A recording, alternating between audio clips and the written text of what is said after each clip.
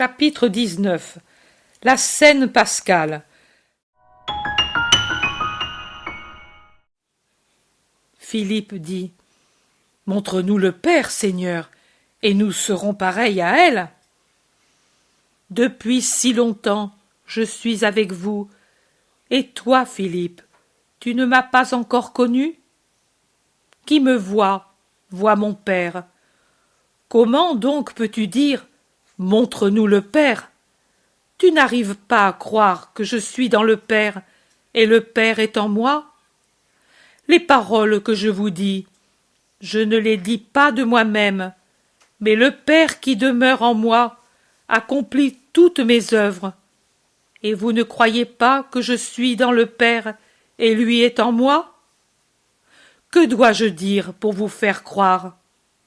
Mais si vous ne croyez pas aux paroles, croyez au moins aux œuvres. Je vous dis, et je vous le dis avec vérité, celui qui croit en moi fera les œuvres que je fais, et en fera encore de plus grandes, parce que je vais au Père. Et tout ce que vous demanderez au Père en mon nom, je le ferai pour que le Père soit glorifié en son Fils. Et je ferai ce que vous me demanderez au nom de mon nom. Mon nom est connu pour ce qu'il est réellement, de moi seul, du Père qui m'a engendré, et de l'Esprit qui procède de notre amour. Et par ce nom, tout est possible. Qui pense à mon nom avec amour m'aime et obtient. Mais il ne suffit pas de m'aimer. Il faut observer mes commandements pour avoir le véritable amour. Ce sont les œuvres qui témoignent des sentiments, et au nom de cet amour, je prierai le Père, et lui vous donnera un autre consolateur pour qu'il reste pour toujours avec vous. Quelqu'un que Satan et le monde ne peuvent atteindre, l'esprit de vérité que le monde ne peut recevoir et ne peut frapper, car il ne le voit pas et ne le connaît pas. Il s'en moquera, mais lui est si élevé que le mépris ne pourra l'atteindre, alors que, compatissant au-delà de toute mesure, il sera toujours avec celui qui l'aime, même s'il est pauvre et faible. Vous le connaîtrez, car il demeure déjà avec vous, et bientôt sera en vous. Je ne vous laisserai pas orphelins. Je vous l'ai déjà dit, je reviendrai à vous. Mais, avant que ce ne soit l'heure de venir vous prendre pour aller dans mon royaume, je viendrai. Je viendrai à vous. D'ici peu, le monde ne me verra plus. Mais vous me voyez parce que je vis et vous vivez, et vous me verrez parce que je vivrai et vous aussi vivrez. Ce jour-là, vous saurez que je suis en mon Père, et vous en moi, et moi en vous. En effet, celui qui accueille mes préceptes et les observe, celui-là m'aime, et celui qui m'aime sera aimé de mon Père, et il possédera Dieu. Car Dieu est charité, et celui qui aime a Dieu en lui. Et je l'aimerai, car en lui je verrai Dieu, et je me manifesterai à lui en me faisant connaître dans les secrets de mon amour, de ma sagesse, de ma divinité incarnée. Ce seront mes retours parmi les fils de l'homme que j'aime, bien qu'ils soient faibles et même ennemis. Mais ceux-ci seront seulement faibles, et je les fortifierai, et je leur dirai: Lève-toi. Je dirai: Viens dehors. Je dirai: Suis-moi. Je dirai: Écoute. Je dirai: Écris. Et vous êtes parmi ceux-ci. Jude Thaddée demande: Pourquoi, Seigneur, te manifestes-tu à nous et pas au monde? Parce que vous m'aimez et observez mes paroles. Celui qui agira ainsi sera aimé de mon Père, et nous viendrons à lui, et nous établirons notre demeure chez lui, en lui. Alors que celui qui ne m'aime pas n'observe pas mes paroles et agit selon la chair et le monde. Maintenant, sachez que ce que je vous ai dit n'est pas parole de Jésus de Nazareth, mais parole du Père, parce que je suis le Verbe du Père qui m'a envoyé.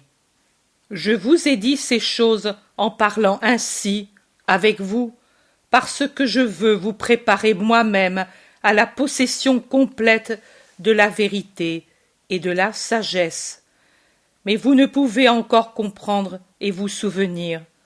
Pourtant, quand viendra à vous le Consolateur, l'Esprit Saint que le Père enverra en mon nom, alors vous pourrez comprendre, et lui vous enseignera tout et vous rappellera ce que je vous ai dit.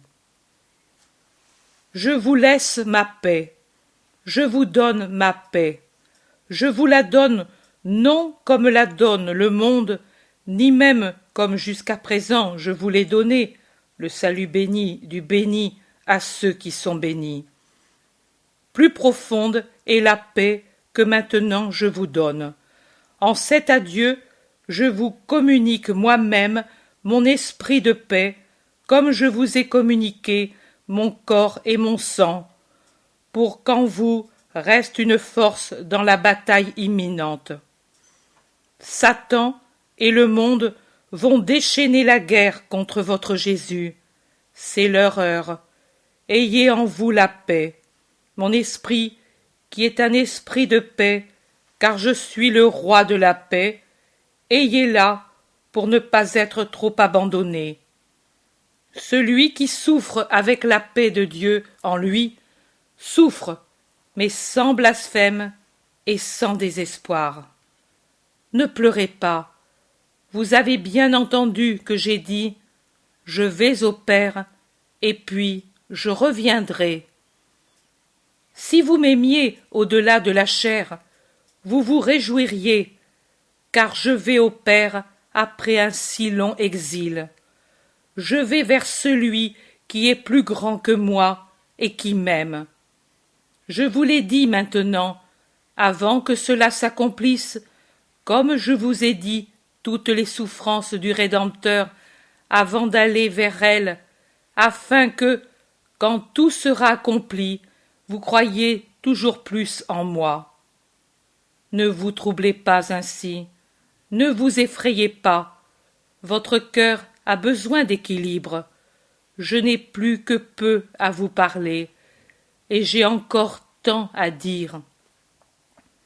Arrivé au terme de mon évangélisation, il me semble n'avoir encore rien dit, et tant il reste encore à faire. Votre état augmente cette sensation. Et que dirais-je alors? Que j'ai manqué à mon devoir? Ou que vous êtes si dur de cœur que cela n'a servi à rien?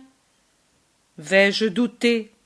Non, je me fie à Dieu et je vous confie à lui, vous, mes bien-aimés. Lui accomplira l'œuvre de son Verbe. Je ne suis pas comme un père qui meurt et n'a d'autre lumière que l'humaine. J'espère en Dieu.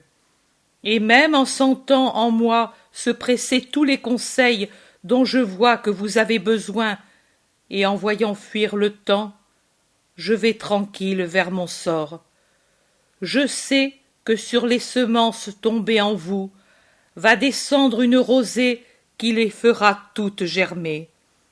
Et puis viendra le soleil du Paraclet, et elles deviendront un arbre puissant.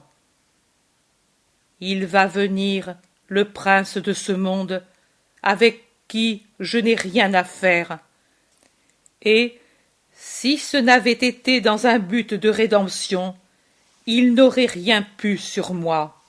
mais cela arrive afin que le monde sache que j'aime le Père et que je l'aime jusqu'à l'obéissance qui me soumet à la mort, et que je fais ce qu'il m'a ordonné. C'est l'heure de partir. Levez-vous.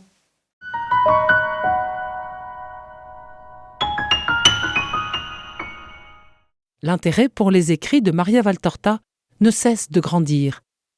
Et les fruits récoltés, vocation, conversion, sont immenses. Visionnaire de la vie du Christ, de la conception de Marie jusqu'au début de l'Église, sa description des personnages, de leur psychologie, la précision des lieux où ils évoluent, des coutumes et mœurs de l'époque, est proprement sidérante et à ce jour inégalée.